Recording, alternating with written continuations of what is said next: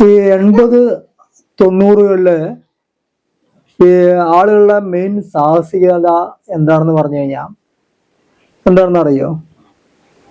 മറ്റൊന്നുമല്ല, ഈ നൂൺ ഷോന് പോവാന്ന് പറയും.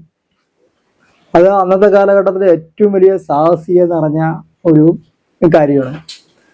അതായത് നൂൺ ഷോ പറഞ്ഞു കഴിഞ്ഞാൽ മിക്കവാറും എന്തായിരിക്കും? പടങ്ങളായിരിക്കും. ആ പടങ്ങളുടെ അർത്ഥം എന്താണെന്ന് നമ്മൾ പറഞ്ഞു തരേണ്ട കാര്യമില്ല. എന്താണ്? Adults only movies. അപ്പൊ ഈ പടം കാണാൻ പോവുക എന്നാണ് അന്ന് 80-90കളിലെ ഏറ്റവും വലിയ സാഹസികത എന്ന് പറയുന്നത്. എന്ന് പറഞ്ഞാൽ അന്ന് വളരെ മറ്റേ തലയിൽ മുണ്ടിട്ടിറങ്ങിയേ പോവുക. കാരണം അപ്പൊ ഈ നൂൺ ഷോ എന്ന് പറയുന്നത് മിക്കവാറും ഒരു 11:30 ടൈമിലായിരിക്കും തിയേറ്ററുകളിൽ. അപ്പൊ ഏകദേശം ഒരു 10:30, 10:45, 11 മണിക്കൊക്കെ ആളുകൾ വെളിയിലിറങ്ങിയാൽ തന്നെ ആളുകൾ ഒരു പ്രത്യേകത നോക്കാം. അതാണ് അവൻ നൂൺ ഷോന് പോവാണ്, അല്ലെങ്കിൽ ഏതോ പടം കാണാൻ പോവാണ്. പടം പറഞ്ഞാൽ അറിയാലോ, അഡൾട്ട്സ് ഓൺലി ഫിലിം കാണാൻ പോവാണ്. ഏതോ ഒരു സാമൂഹ്യ വിരുദ്ധ പ്രവർത്തനം, എന്തോ ഒരു അപാകത, എന്തോ ഒരു വലിയൊരു ദുരൂഹത, അല്ലെങ്കിൽ എന്തോ ഒരു സാമൂഹ്യ വിരുദ്ധം പ്രവർത്തനങ്ങൾക്ക് പോകണമെന്ന് പറഞ്ഞിട്ടുള്ള രീതിയിലാണ് പോവുക. അപ്പൊ ഈ പറയുന്ന വ്യക്തികളും ഈ പോകുന്നവരും എന്താണ്, വളരെ പകൽമാന്യന്മാരായിട്ട് എന്തോ ഒരു തെറ്റ് ചെയ്യും പോലെയാണ് അവരും പോവുക.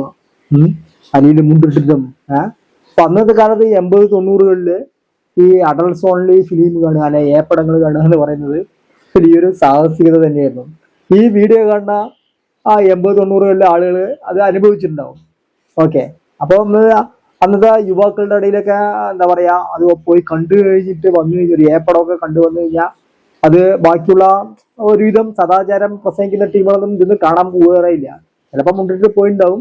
എന്നാലും ഈ പറയുന്ന ചില ഏട്ടന്മാരൊക്കെ വന്നിട്ട് ഇങ്ങനെ പറയും, വീട്ടിൻ്റെ ഇടയ്ക്ക് വന്നിട്ട് ഞങ്ങളങ്ങനെ മറ്റേ പടം കണ്ടു, അതിൽ അങ്ങനെയുണ്ട് ഇങ്ങനെയുണ്ട് എന്നൊക്കെ പറയുമ്പോൾ ഭയങ്കര ത്രില്ലൊക്കെ അടിച്ചിട്ട് അവനെയൊക്കെ നമ്മളെ വലിയ ഒരു ഇതായിട്ട് വലിയൊരു ബിംബമായിട്ട് കണക്കാക്കിയിട്ടുണ്ടായിരുന്നു അല്ലെ അന്നത്തെ കാലഘട്ടത്തിൽ.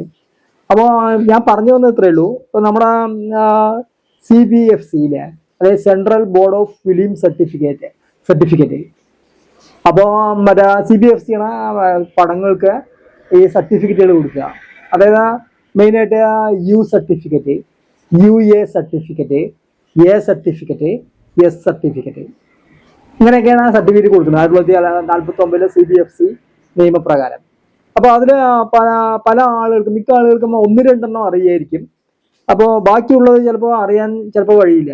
അപ്പൊ അതിനെക്കുറിച്ചുള്ള വീഡിയോ ആണ് നമ്മൾ ഇന്ന് പറയുന്നത് കേട്ടോ. അതായത് മറ്റേ പകുതി മുക്കാൽ പേർക്കും അറിയുന്നത് ഇപ്പൊ UA സർട്ടിഫിക്കറ്റ് പറഞ്ഞാൽ എന്താണ്, അല്ലെ A സർട്ടിഫിക്കറ്റ് എന്താണെന്ന് അറിയായിരിക്കും. ഞാൻ 4 പറഞ്ഞുതരാം. ഒന്നാമത് ഇപ്പൊ CBFC കൊടുക്കുന്ന സർട്ടിഫിക്കറ്റിൽ ഒന്ന് U സർട്ടിഫിക്കറ്റ് ആണ്.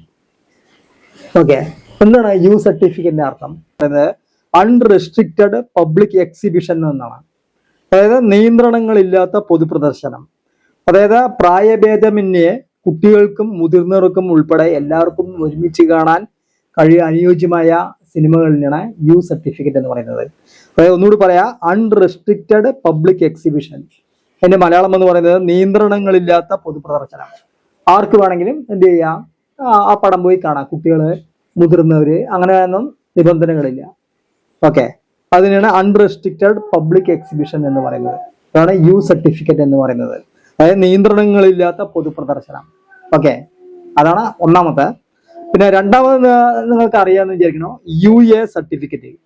അതായത് 12 വയസ്സിന് താഴെയുള്ള കുട്ടികൾക്ക് മാതാപിതാക്കളുടെ മേൽനോട്ടത്തിൽ കാണുന്ന ഫിലിമാണ് UA സർട്ടിഫിക്കറ്റ് എന്ന് പറയുന്നത്.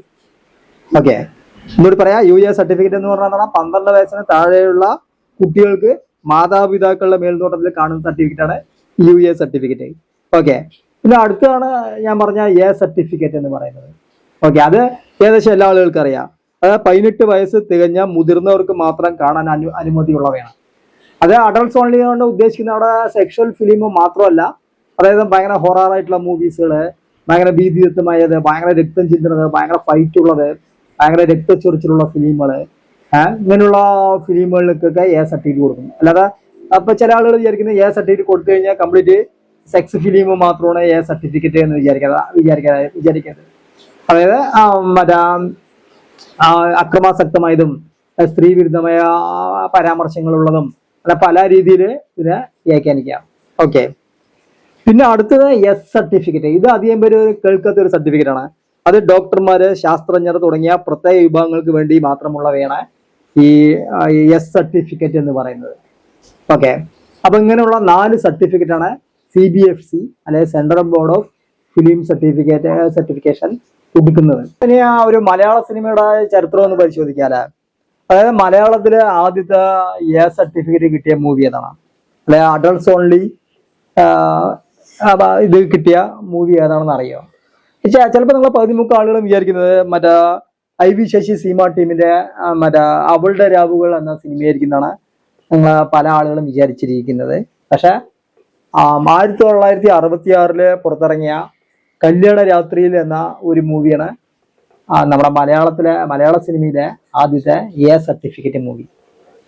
ഓക്കെ, അതായത് പ്രേം നസീർ, അടൂർ ബാസി, മുതുകുളം, മറ്റേ കൊട്ടാരക്കര, ഫിരോമിന, മറ്റേ ലതിക തുടങ്ങിയ നടിയൊക്കെ അഭിനയിച്ച ഒരു മൂവിയാണ് കല്യാണ രാത്രിയിൽ എന്ന സിനിമ. അപ്പൊ നിങ്ങൾ വിചാരിക്കുക ഈ കല്യാണ രാത്രിയിൽ എന്നുള്ള ആ മൂവിയില് മറ്റേ അഡൾട്ട്സ് ഓൺലി മീൻസ് ആ സെക്സ് മൂവിയാണ് നിങ്ങൾ വിചാരിക്കും. പക്ഷെ അത് സെക്സ് മൂവി ആയിട്ടല്ല അതിന് മറ്റേ ആ ഒരു സർട്ടിഫിക്കറ്റ് കിട്ടിയത്. അതായത് ഭയങ്കര ഹൊറാർ മൂവിയാണ്, ഒരു പ്രേതത്തിന്റെയും അതുപോലെ തന്നെ മറ്റ് ഭയങ്കര പേടിപ്പെടുത്തുന്ന ഒരുപാട് കാര്യങ്ങൾ ആ മൂവിയിൽ ഉള്ളത് കൊണ്ടാണ് ആ കല്യാണ രാത്രിയിൽ പറയുന്ന ആ ഒരു മൂവിക്ക് എ സർട്ടിഫിക്കറ്റ് കിട്ടിയത്. അതായത് നസീർ അവിടെ ഒരു ഹോട്ടലിൽ നടത്തുകയാണ്, മുതുകുളവും മറ്റേ കൊട്ടാരക്കരയൊക്കെ ചേർന്നിട്ട്. അവിടെ പ്രേത ഇതെല്ലാം ഉണ്ട്. അങ്ങനെ നസീർ അവിടെ എത്തിച്ചേരുകയും ആ നസീറിന്റെ കല്യാണ രാത്രിയിൽ തന്നെ അവിടെ പ്രേതത്തിന്റെ സാന്നിധ്യമൊക്കെ കാണുകയും അങ്ങനെ മൊത്തം ഒരു ഹൊറാർ ടച്ചുള്ള ഒരു മൂവി ആയിട്ടാണ് ഈ പടം പോയിക്കൊണ്ടിരിക്കുന്നത്.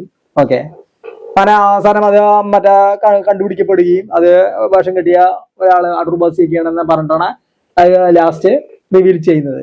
അപ്പോ മലയാള സിനിമയിലെ ആദ്യത്തെ എ സർട്ടിഫിക്കറ്റ് കിട്ടിയ മൂവി എന്ന് പറയുന്നത് 1966 പുറത്തിറങ്ങിയ മറ്റേ കല്യാണ രാത്രി എന്ന മൂവിയാണ്. അതായത് തമിഴിലെ ആദ്യത്തെ അഡൾട്ട്സ് ഓൺലി ഫിലിം എന്ന് പറയുന്നത്, തമിഴ് മൂവീസിൽ ആദ്യമായിട്ട് എ സർട്ടിഫിക്കറ്റ് മൂവി എന്ന് പറയുന്നത് 1951 MG രാമേന്ദ്രൻ അഭിനയിച്ച, നമ്മുടെ MGR അഭിനയിച്ച മർമ്മയോഗി പറഞ്ഞ ഒരു സിനിമയാണ്.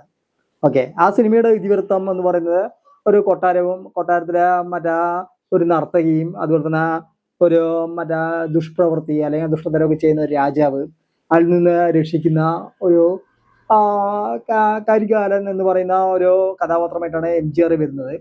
അങ്ങനെ ആയിട്ടുള്ള ഒരു സംരക്ഷിക്കുന്ന ഒരു കഥാപാത്രമായിട്ടാണ് ഈ മർമ്മയോഗി പറഞ്ഞ ഫിലിമില് വരുന്നത്. അങ്ങനെ 1951 മർമ്മയോഗി എന്ന സിനിമയാണ് തമിഴില് ആദ്യത്തെ അഡൾട്ട്സ് ഓൺലി ഫിലിം. അതൊരു സെക്സ് മൂവി ആയിട്ട് വന്നതല്ല, അതിൽ ഒരുപാട് അക്രമങ്ങളും മറ്റേ വാൾപ്പയറ്റും രക്തം ചിന്തലും അങ്ങനെയൊക്കെ ഉള്ളത് കൊണ്ടാണ് ഈ മർമ്മയോഗിക്ക് എ സർട്ടിഫിക്കറ്റ് കിട്ടിയത്. അപ്പൊ തമിഴില് എ സർട്ടിഫിക്കറ്റ് ആദ്യത്തെ മൂവി 1951 പുറത്തിറങ്ങിയ മർമ്മയോഗി. അപ്പൊ മലയാളവും തമിഴില് അഡൾട്ട്സ് ഓൺലിയിലെ ആദ്യത്തെ മൂവീസ് ഒക്കെ പറഞ്ഞൂല്ലേ, ഇനി നമ്മുടെ ഹിന്ദി കൂടി പറഞ്ഞാലേ അത് പൂർണ്ണമാവുള്ളൂ എന്ന് ഞാൻ വിചാരിക്കുന്നു. അതായത് 1950 പുറത്തിറങ്ങിയിട്ടുണ്ടായിരുന്ന ഹൻസ്തേ ആംസു എന്ന് പറയുന്ന ഒരു ഹിന്ദി ചലച്ചിത്രമാണ് ഹിന്ദിയിൽ ആദ്യമായിട്ട് ഈ അഡൾട്ട്സ് ഓൺലി സർട്ടിഫിക്കറ്റ് കിട്ടിയത്. ഓക്കെ, അപ്പോൾ ഈ വീഡിയോ നിങ്ങൾക്ക് ഇഷ്ടപ്പെട്ടിട്ടുണ്ടാകുമെന്ന് വിചാരിക്കുന്നു.